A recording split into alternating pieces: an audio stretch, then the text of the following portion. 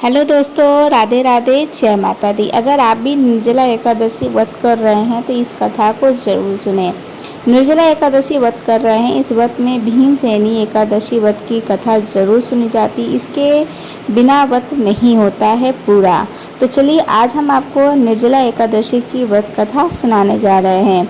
युधिष्ठिर ने व्यास जी से कहा, ज्येष्ठ मास के शुक्ल पक्ष की जो एकादशी आती है इसका नाम क्या है और इस दिन कैसे व्रत करना चाहिए। लेकिन भीम ने कहा, मुझसे एकादशी व्रत नहीं होता है, क्या आप मुझे कोई ऐसा उपाय बता सकते हैं कि व्रत भी हो जाए और मुझे भूखा भी ना रहना पड़े। भीमसेन की बात सुनकर व्यास जी ने कहा, यदि तुम्हें स्वर्गलोक की प्राप्ति अभीष्ट है और नरक की दूषित समझते हो तो दोनों पक्षों की एकादशी को भोजन ना करना। भीमसेन बोले, मैं आपके सामने सच्ची बात कहता हूँ, एक बार भोजन करके भी मुझसे व्रत नहीं किया जा सकता, फिर उपवास करके तो मैं कैसे रह सकता हूँ। मेरे उधर में भूख नामक अग्नि सदा प्रज्वलित रहती है, जो तभी शांत होती है जब मैं अधिक से अधिक भोजन करता हूँ, खाना खाता हूँ। इसलिए महामुने, मैं सिर्फ साल में केवल एक ही उपवास कर सकता हूँ, जिससे स्वर्ग की प्राप्ति सुलभ हो और जिसके करने से मैं कल्याण का भागी हो सकूँ। ऐसा कोई व्रत निश्चय करके बताइए, क्या कोई ऐसा व्रत है?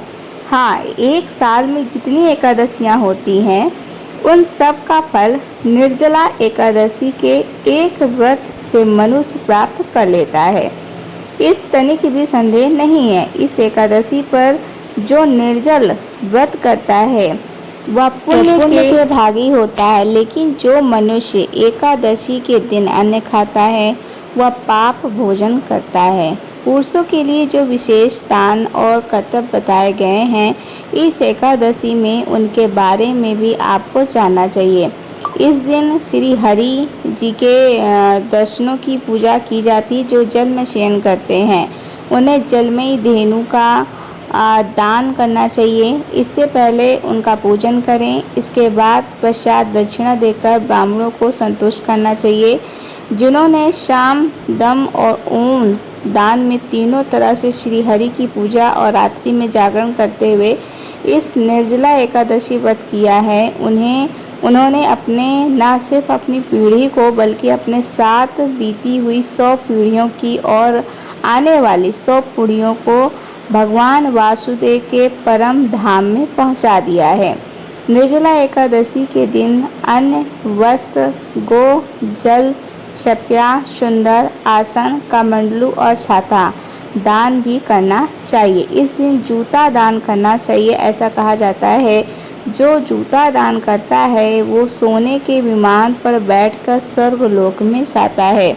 जो इस एकादशी की महिमा को भक्ति पूर्वक सुनता तथा जो भक्ति पूर्वक उनका वर्णन करता है, वे दोनों स्वर्गलोक में जाने जाते हैं। आपको बता दें कि चतुर्दशी युक्त अमावस्या को सूर्यग्रहण के समय अगर आप पितरों का श्राद्ध करते हैं तो भी आपको उतना फल नहीं मिलता जो इस कथा को सुनने से होता है। पहले इसके लिए दांत साफ करके और स्नान करके यह नियम लेना चाहिए कि मैं आज भगवान श्री हरि की प्रसन्नता के लिए एकादशी को निराहार रहकर अंश मान के सिवा दूसरे जल का भी त्याग करूँगा। दयादशी को गंध, धूप, पुष्प और कपड़े विधि पूर्वक भोजन करके जल का घड़ा संकल्प करते हुए दान करना, मैं उसका यथोचित रूप से पालन करूँगा। तभी व्यास जी कहते हैं, व्यास जी ने कहा, भीम, ज्येष्ठ मास में सूर्य वृक्ष राशि पर हो या मिथुन राशि पर शुक्ल पक्ष में जो एकादशी हो उसका यल पूर्वक निर्जल व्रत करो। केवल कुल्ला या आचमन करने के लिए मुख में जल डाल सकते हो, उसको छोड़कर और किसी प्रकार का जल मुख में डालें। इस व्रत का नियम है, एकादशी के सूर्योदय से द्वादशी के सूर्योदय तक आपको जल त्याग करना होता है। यह व्रत पूर्ण होता है। इसके बाद द्वादशी को निर्मल प्रभात कल में स्नान करके ब्राह्मणों को विधि पूर्वक जल और शुभकर्णा का दान देके उन्होंने कहा कि भीमसेन चैत्र मास में शुक्ल पक्ष की जो भी शुभ एकादशी होती है उसका निर्जल व्रत करना चाहिए। शक्कर के साथ जल के घड़े का दान करना चाहिए। ऐसा करने से मनुष्य भगवान विष्णु के समीप पहुंचता है।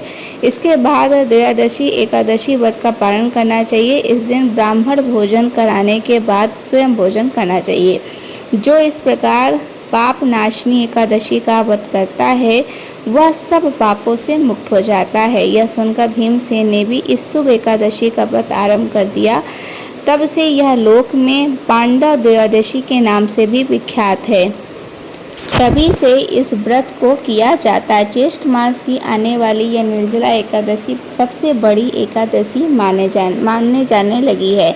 तो दोस्तों ये थी कथा जो मैंने आपको सुनाई, निर्जला एकादशी व्रत की कथा। कमेंट सेक्शन में ओम भगवते वासुदेवाय लिखकर जरूर जाइएगा। चैनल पर पहली बार आए होंगे तो चैनल को सब्सक्राइब कर दीजिएगा, वीडियो को लाइक कर दीजिएगा और फैमिली फ्रेंड के साथ में वीडियो को ज़्यादा से ज़्यादा शेयर करिएगा। राधे राधे दोस्तों, जय माता दी।